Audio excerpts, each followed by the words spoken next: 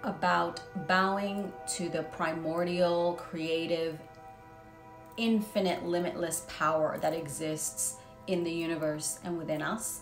So it's about tapping into that power to remove any insecurities, remove any blocks to our creativity, our motivation, our accomplishments. If we feel stuck, if we feel somehow that we're limited and we can't really fully express our infinite capabilities, this would be a perfect mantra to try, to be in your power, to truly embody your infinite power, your sovereignty. This also would be a perfect mantra for that. So thank you for joining me. Oh, that's right. I'm teaching a 12 p.m. Pacific Standard Time a meditation on @Ceremony Meditations page, going live there. Tomorrow I will be doing a weekly energetic forecast, so feel free to tune in. I believe that's going to be also at 12 p.m. Pacific Standard Time, because it seems like that seems to be a pretty good time to catch all my peeps, depending, we're all over the world. So thank you so much for joining me. I will see you also next Sunday. I will also be doing another one, and I will see what calls to me. But if you have any particular mantras or any particular issues that you would like to see if there's a mantra for, please let me know in the comments below. And if this resonated with you, please give it a heart and like it and share it.